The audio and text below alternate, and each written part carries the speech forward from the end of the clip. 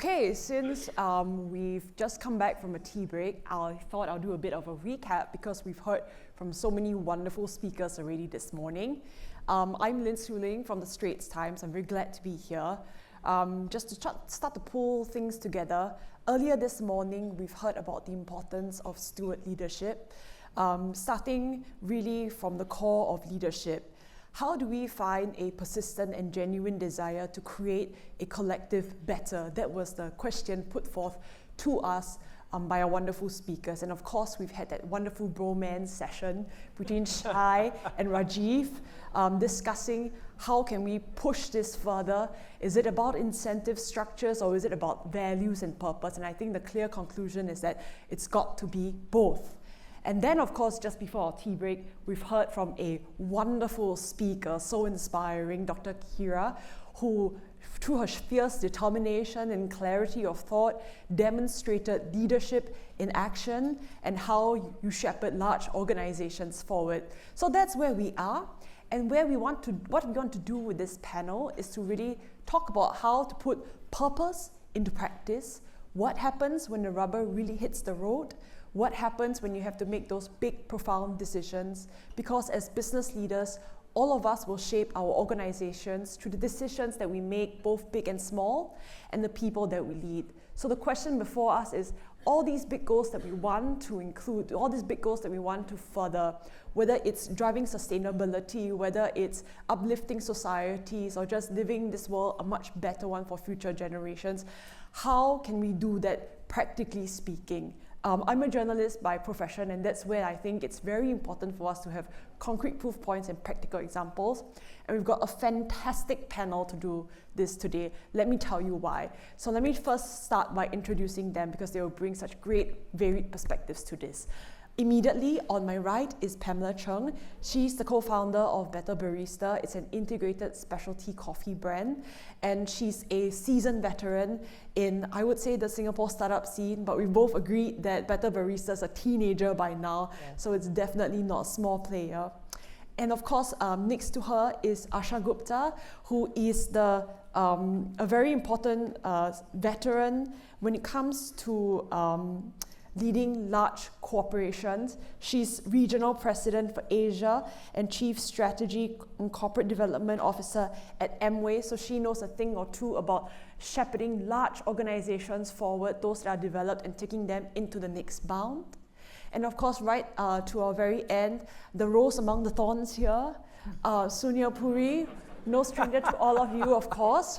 He's got great experience in research and engagement when it comes to leadership and leadership development. So hopefully with our panel here, they'll be able to talk to you a little bit about marrying purpose and practice. But what I want to do is to give them the floor first to say a few words on their thoughts about ethical matters and how is it that leadership can shape the way forward for organizations. So Pamela, maybe you can start us off. Thank you. Thanks for having me here. I'm very excited. We're the Bettr Group, right? And we were started 13 years ago as a social business. And really the goal was to see how we could use business as a force for good. So we were Southeast Asia's first B Corp back in 2015, and also very fortunate to be part of the SL25 last year. So we've basically been using coffee as our industry and our sector to see if we can influence change across our people and planet, across the value chain, from working with farmers and ensuring that they've got more sustainable livelihoods, through to working with marginalized communities here in Singapore, youth at risk, marginalized women, to give them skills, right, to not just gain work skills, but to uplift themselves and become financially independent, working with an ecosystem of over 200 partners to make this work happen. So I really believe that ecosystem collaboration is the key to going through a lot of the challenging times that we're facing today. We'll talk more about that later, I think. Yeah. And Asha, maybe you can get us off as well. Sure. It's great to be on this panel here today.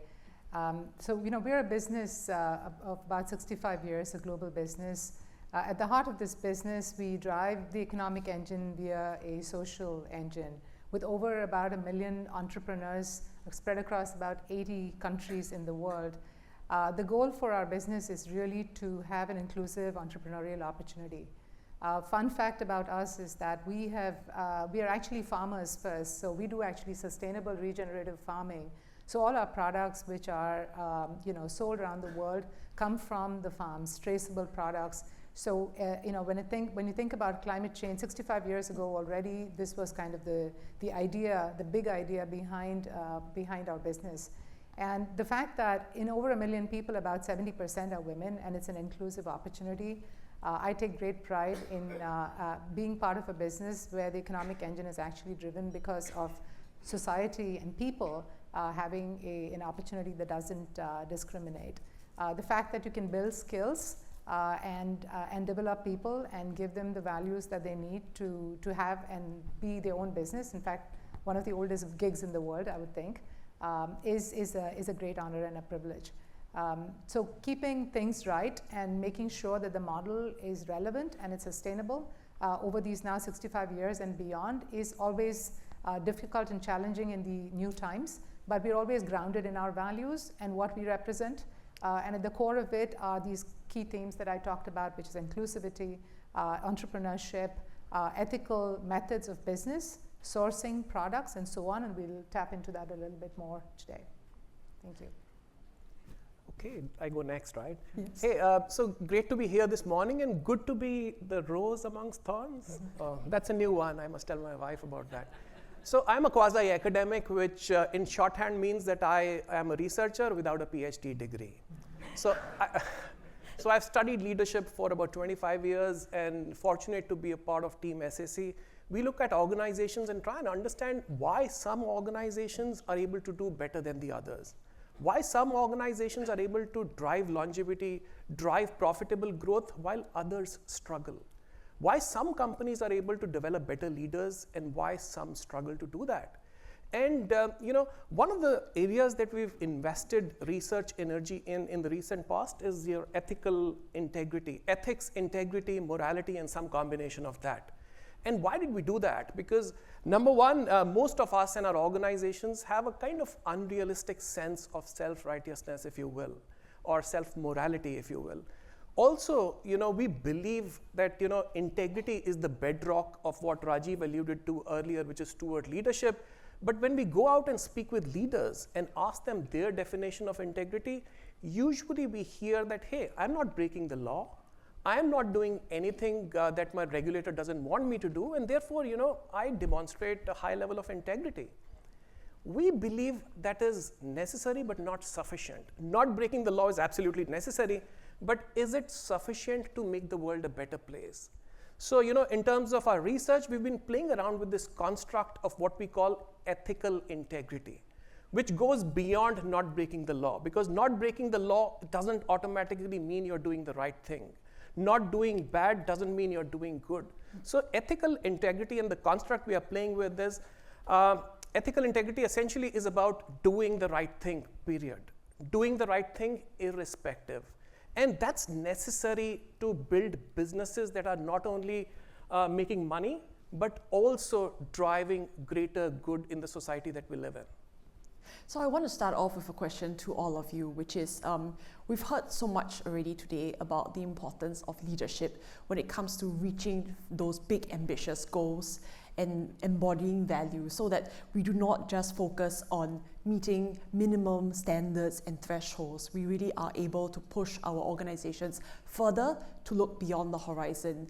But just thinking back also, the world has changed so much. The workforce has changed so much, and in many other places, actually, you have a multi-generational workforce, and you have Gen Z coming on stream, and they've got very different values. So I'm going to jump straight to the end of this whole panel by asking, we know leadership is the key to inspiring organizations to reach higher than minimal standards, but is there a different kind of leadership that we need in today's context compared to many years ago?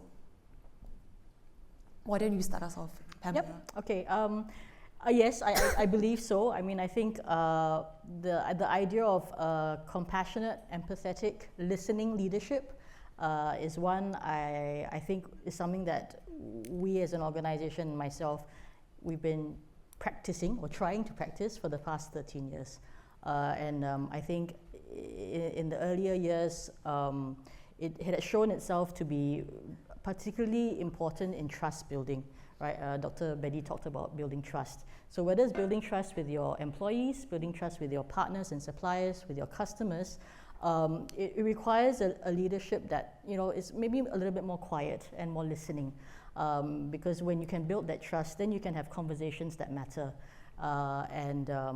I think in a time like this, you know, at this point, we need to have conversations, difficult conversations about how things need to change. So as an example, right, we are a small business, right, and we all know the economic climate is extremely challenging. I've just been talking to my team, right, breaking down all the cost structures, right. Across the board, costs have gone up 20, 30, 40, 50%. So your existing business models need to change. We need to create efficiencies where there weren't before. So which means that we need to break down what was used to work and do things differently. That requires leadership that is trusted, because you are asking people to change their mode of behavior, and that's scary and that's challenging, right? And then bridging the divide between the Gen Zs, right, and the older generation, talk about it all the time, right? They look into purpose and meaning and values, right? And again, that requires us to listen and include them in the decision making of the change for the future. You know, so I think that kind of leadership, where maybe there was a little bit more friction before, is actually more required than ever today. Yeah. And Asha, the same question, but as a leader of a large organization, how do you make time to listen if that is indeed the way forward? I think, you know, we have to listen at different levels. As I said, you know, in an organization such as ours, where we have over 1 million people spread over multiple countries, the listening has to happen at the grassroots level. And, you know, Pamela talked about trust, and Dr. Bettr talked about trust. Trust is the core of everything. When you build trust and listen carefully and take the feedback on board, we are able to do great things. For me, listening is really at the frontline level.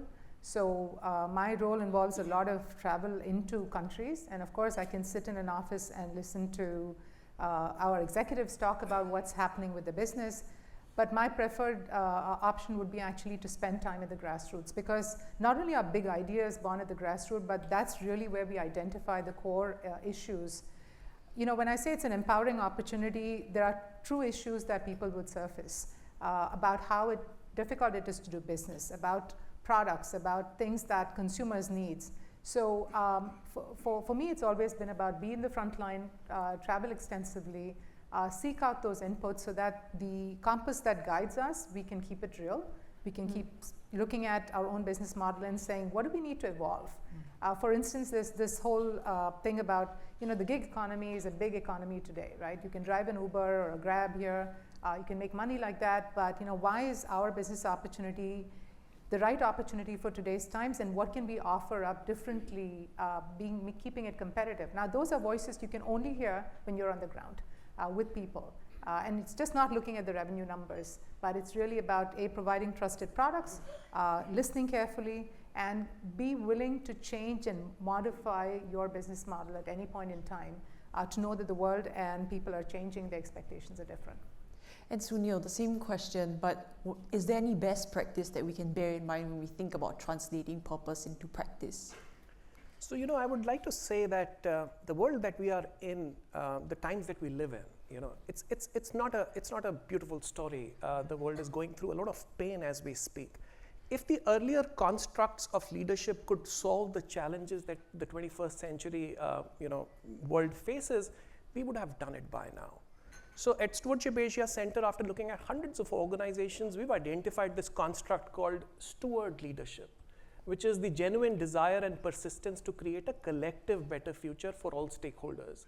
And we believe the steward leadership paradigm is the only construct, or one of the key constructs, that is required across leadership to solve the challenges that the 21st century world faces.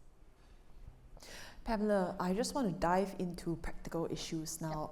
You run a coffee specialty brand. And I'm wondering, because you deal with coffee where fair trade is taken very seriously, but you've also then have to deal with a long supply chain.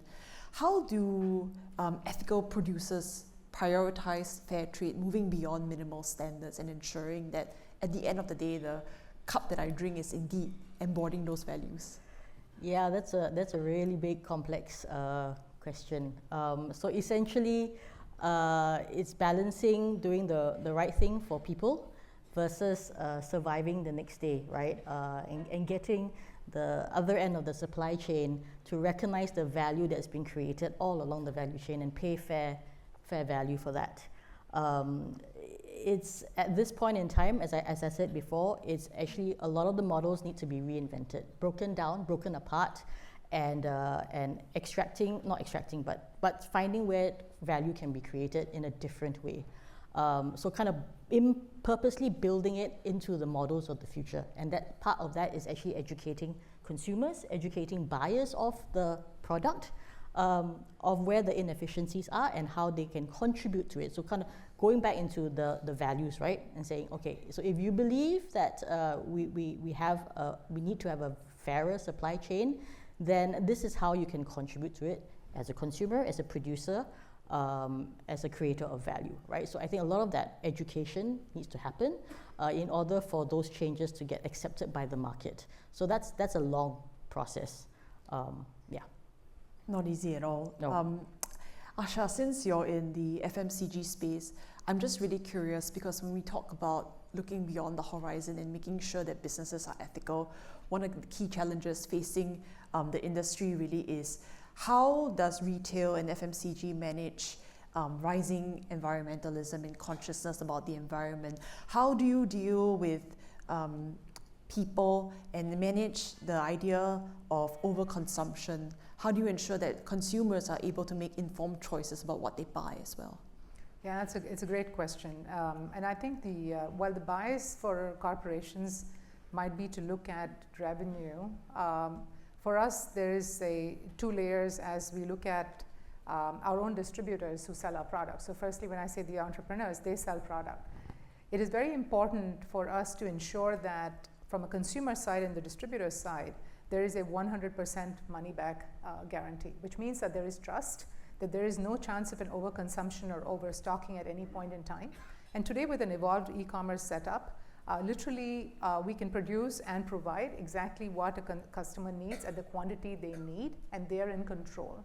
So this is a very important shift from how the world operated before. The other thing that we have is through the entire supply chain, we are traceable.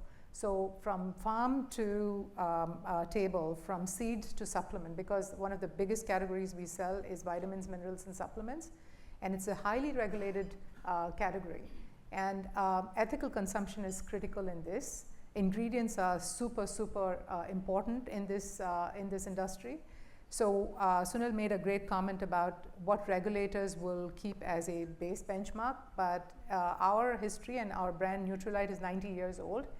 In a 90-year-old brand, the trust is super high because of the one thing is that to ensure that what we provide is just not at the minimal standard that the regulator needs, but ingredients that sometimes you cannot make a claim on, but it's something that we can actually do good for the consumer. So if you have to just think about profit, we can strip those things away and say, well, we don't actually need this ingredient and we will make more money. But if it's highly efficacious in this format, even if the regulator will not recognize that as a claim, we have the opportunity of doing right. So doing right across the value chain at the level of consumption always is a choice for a company to have. Now, does this give us like 5 stars all the time? Do consumers always recognize that? Perhaps not. But it's just the right thing to do, because then you're grounded in your values and you can always hold your head up right. And that's one of the reasons why, as people get into this business, they say, gosh, this is fantastic. We love this idea of what this opportunity provides us. And I think that's very, very important for us.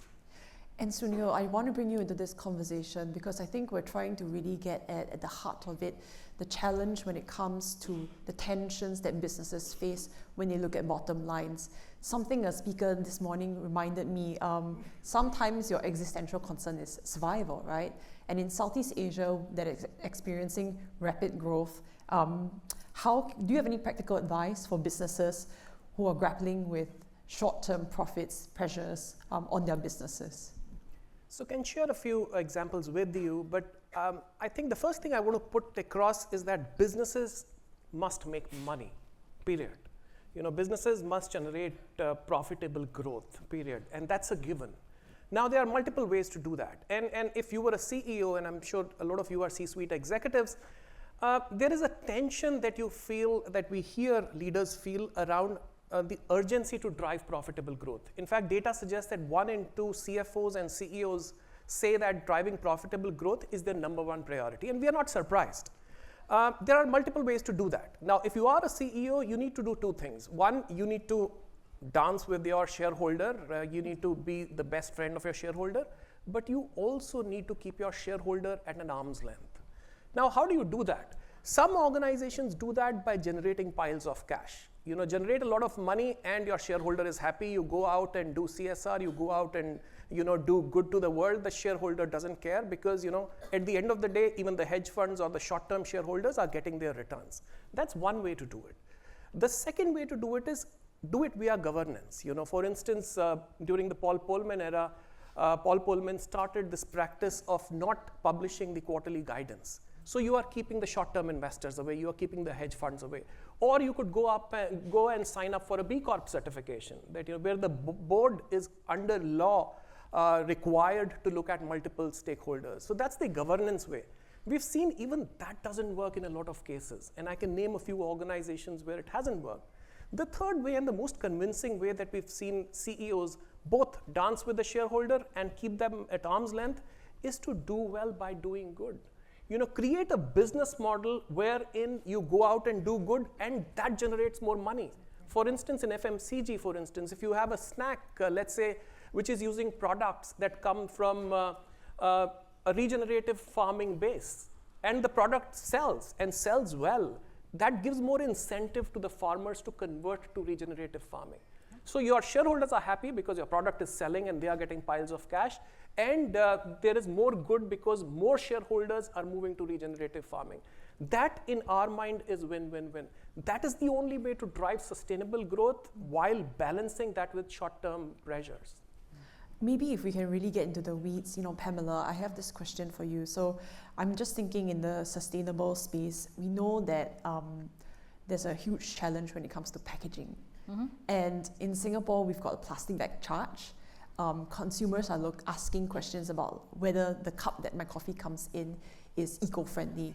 How do you balance that? On the one hand, because a lot of these eco-friendly packaging is expensive, and at the same time, you do need some packaging, you do need cups. Yep. How do you balance that? I can tell you, in 2013, we were looking to move to compostable cups in 2013. At that point in time, there were no solutions, and if there were solutions, they were 3 times the cost. So it was that's impossible for a young, small business to incorporate. But it was the right thing to do, or it was the right direction to go. So we said, okay, we're going to grow the business to a point where we could make it possible, where it wasn't 3 times, maybe it was 30%. And you build that into the business model, right? So it's really kind of looking ahead on what's the right thing to do intentionally and working backwards on how can you craft the business model to accommodate those costs, right? Because in the long term, it will translate back into, profit or healthy sustainable revenue. So, we got into that situation 3 years later. We managed to convert in 2016 when it was still not available, and today it's widely available. But the costs have been manageable. But we've already created that engine where you can have all these costly ways of doing business already incorporated into a sustainable pricing model, right? So it's really going into every aspect of your business and looking at, if we were to do the right thing, if we were to be transparent, we were to pay farmers fairly, what was the true cost of production, and build that into the model and work backwards on that front. It's very painful work, but that's the right thing to do. And actually, in the long term, you then reap the returns. Asha, you mentioned the gig economy, and here's where I'm curious also, because Amway has a interesting business model, some might say controversial.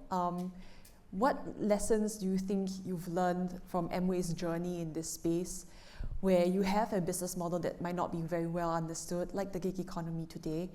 And how do you think the lessons that has been picked up has shaped the way Amway thinks about these things? Yeah. I mean, I refer to this as one of the oldest gigs, right? Because in the 50s, when this business model is germinated, there was really a need for an opportunity that was inclusive, that did not differentiate, that did not require educational standards and so on, and came with business in a box and with training that will allow people to kind of create their own business at their own will. I think the big difference between today's gig economy and our business model is simply one, and we obviously study both. Today's gig economy gives you an opportunity to sort of get started, be flexible, do your business when you want, turn it on, turn it off. And it's similar to the business opportunity that we offer. But the only difference is growth. It's about personal growth, which this business opportunity offers. It offers leadership. So at a point in time, you're just not selling to customers, but while you sell to customers, you can train and build others to do the same and create teams. And I'm actually very proud to say that through that methodology, we actually grow true entrepreneurs who are able to influence others and create a business for themselves that is very sustainable and viable. And that's why after 65 years, we are very much in business. We are growing. We're an $8 billion business globally. So the gig economy teaches us the need for people to have flexible jobs. Now, what we do is we continue to sharpen, give people more tools. So today's entrepreneur wants to have much more digital tools. They want to be able to do things faster, to have early income, to be able to connect with customers faster. So those are modifications we continue to make in the model. But as I said, the ground we stand on is that there's potential to grow and personally develop yourself better than what the normal gig jobs do. So it's just a job for that instant, but here you are part of a bigger value chain. Sunil, I'm looking at you to try to wrap things up for us. Given that all you've heard today about the need to, on the one hand, balance sustainability, reach towards goals when it comes to ensuring workforces feel included as well, what lessons do you have for us when you think about organizations who are trying to reach towards more ambitious goals beyond minimal standards and thresholds? What do you think they should bear in mind? Okay, the clock is ticking here, so it says time up. I'll share in 2 sentences. So businesses need to understand that just following what the regulator wants them to do is not enough. It is necessary but not sufficient to create a better world, also to make profitable growth and longevity. The fact that we as leaders must appreciate is doing no harm is not equal to doing good. We need to embrace that as leaders and as organizations. All right, I think that's the end of our panel. Thank you very much for joining me.